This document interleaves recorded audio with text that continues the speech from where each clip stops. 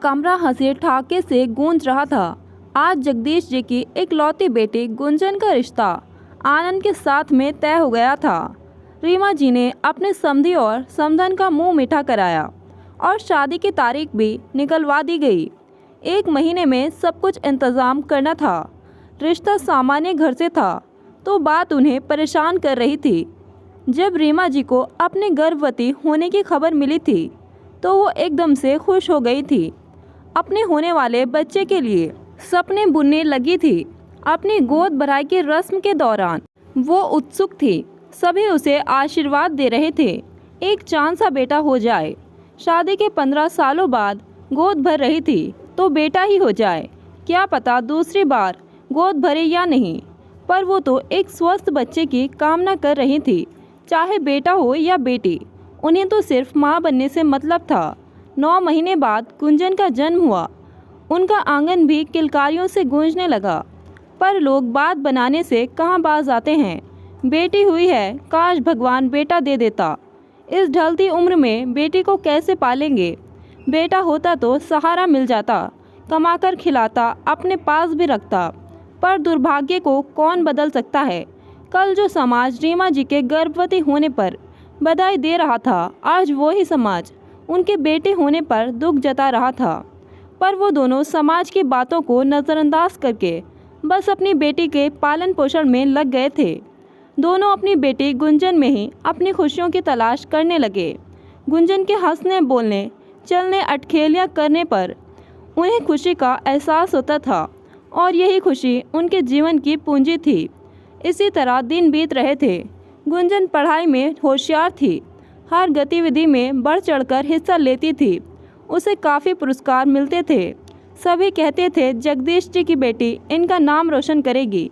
गुंजन का नाम भी स्कूल के हर ओर गूंज रहा था। अब उसने आगे इंजीनियरिंग की पढ़ाई शुरू कर दी थी।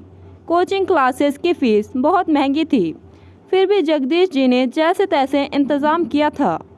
इधर उधर से कर्ज लेकर बेटी को पढ़ाया और बेटी की पढ़ाई पूरी होते होते वो रिटायर हो गए, क्योंकि गुंजन का जन्म उनकी शादी के 15 सालों के बाद हुआ था। अब वो दोनों थकने लगे थे।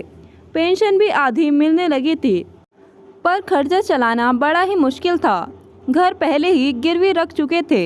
इन सब के बीच खुशखबरी आई कि गुंजन का अच्छी कंपनी में प्लेसमेंट हो गया है और अब वो अच्छा कमाने लगी है। गुंजन की कमाई से सहारा मिलने लगा। कुछ समय बाद उसके लिए रिश्ते आने लगे, पर उसे अपने साथ ही काम करने वाले आनंद से ही शादी करनी थी। दोनों एक दूसरे को पसंद करते थे और शादी करना चाहते थे। आनंद भी सामान्य परिवार से संबंध रखता था। उसने अपने घर वालों को बताया तो उन्होंने गुंजन से मिलने की इच्छा जताई। जब गुंजन से मिले तो वो एक बार में ही उसे पसंद आ गई और दोनों के रिश्तों पर परिवार वालों ने मोहर लगा दी। रीमा जी को अपनी बेटी के दूर होने का दुख था, पर जगदीश जी उसकी शादी के खर्चे को लेकर चिंतित थे और वो ही जोड़ तोड़ कर रहे थे कि किसी तरह से पैसों का जुगाड़ करके बेटी की शादी कर दे। आनंद के परिवार वालों की कोई मांग नहीं थी, पर जगदीश जी चाह रहे थे कि बेटी के ससुराल वालों का स्वागत तो अच्छे से किया जाए। अगले दिन रविवार था। गुंजन देर से सोकर उठी थी। उसे आज ऑफिस नहीं जाना था। तीनों मिलकर चाय पी रहे थे। अपने पिता को खामोश देखकर वो बोली, पापा क्या बात है, आप इतना परेशान क्यों हो? कुछ नहीं बेटा, वो शादी को लेकर थोड़ा सा, पर सब हो जाएगा, चिंता मत करना। हाँ पापा, सब हो जाएगा, आप बिल्कुल चिंता मत करिए। मेरी और आनंद की बात हो गई है। हम दोनों मिलकर शादी का खर्च उठाएंगे। अपने अपने माता पिता को परेशान नहीं करेंगे। गुंजन, ये तो लड़की वालों को करना पड़ता है। वो हमारे घर बारात लेकर आ रहे हैं, वो खर्चा क्यों करेंगे? तू भी कैसी अनोखी बातें कर रही हैं? मम्मी पापा, मैं कुछ भी अनोखा नहीं कर रही हूँ। आप लोगों ने जिस हालात में मुझे पढ़ाया वो मैं ही जानती हूँ। फिर मैं कैसे उन संघर्ष के दिनों को भूल सकती हूँ? तब तो मैं छोटी थी, मुझे कुछ पता नहीं था। मैं हर चीज़ के लिए आप पर निर्भर थी, लेकिन अब मैं आत्मनिर्भर हूँ। आपके कारण अपने पैरों पर खड़ी हुई हूँ। अब मैं कमा रही हूँ तो आप पर अपनी शादी का बोझ नहीं डाल सकती हूँ। मैंने और आनंद ने फैसला किया है कि हम दोनों शादी का खर्चा खुद करेंगे और बराबर बांटकर करेंगे। तभी रीमा जी बोलती है, ये कौन सी नई रीत है? लोग हमारी बातें बनाएंगे, हमने तेरी शादी तक भी नहीं की और सुनाएंगे कि पैसा खुद लड़की ने खर्च किया है। हमें तो पाप लगेगा, दामाद जी क्या सोचेंगे? रीमा जी चिंतित होने लगी। मम्मी, कोई कुछ सोचेगा तो सोचने दो। आनंद और मैंने मिलकर तय किया है, हम अपनी शादी का खर्च खुद उठाएंगे। अपने अपने मम्मी पापा को ज़रा भी परेशान नहीं करेंगे। लेकिन ये तो माता पिता का कर्तव्य होता है कि वो बच्चों को पढ़ाए लिखाए और उनकी शादी कराएं। मम्मी, वो पहले का ज़माना था, आप भी अपनी सोच बदलो। आपके बच्चे अपने लिए खुद कुछ करने जा रहे हैं तो आप तो उन्हें आशीर्वाद दो। दोनों ने अपनी बेटी को आशीर्वाद दिया। आनंद और गुंजन ने अपनी सेविंग्स से अपनी शादी की। अपने माता पिता पर कोई बोझ नहीं डाला। शादी के बाद गुंजन ससुराल आ तो गई, पर उसका मन तो मायके में अकेले रह रहे मम्मी पापा में रहता था।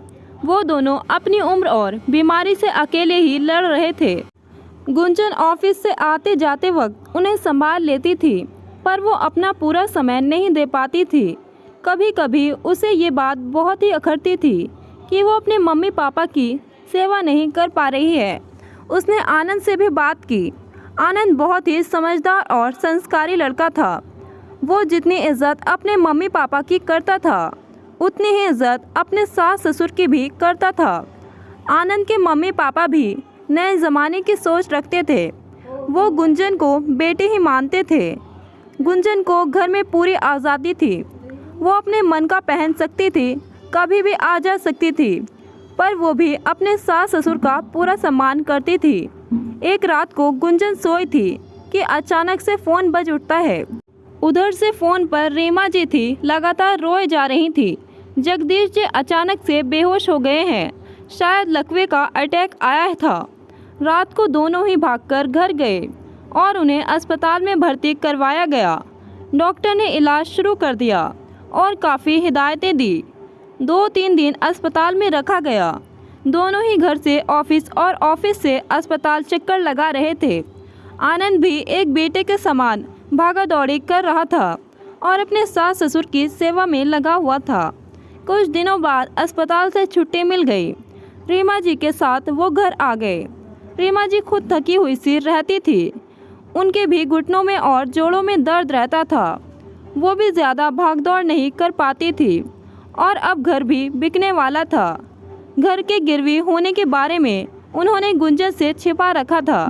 एक दिन आनंद ऑफिस से घर आया और गुंजन से कहने लगा कि उसका दोस्त एक घर खरीद रहा है जो बिकने वाला है।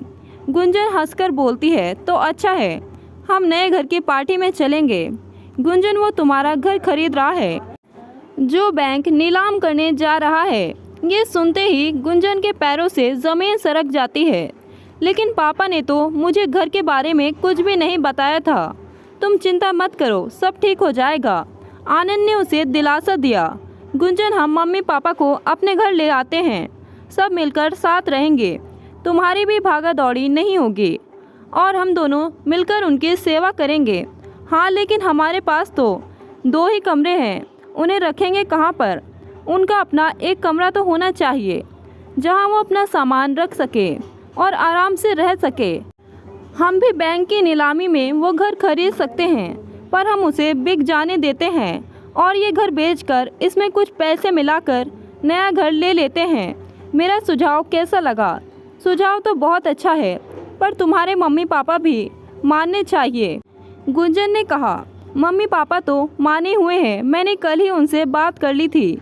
अगर नीलामी में हम घर ले लेंगे तो उनसे वो घर छूटेगा नहीं, इसलिए हम बड़ा घर ले लेते हैं।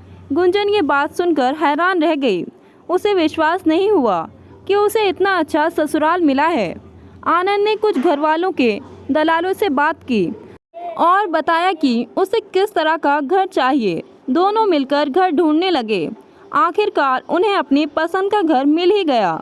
दोनों ने पहले वाला घर बेच दिया, उसमें कुछ रुपये मिलाकर नया घर खरीद लिया।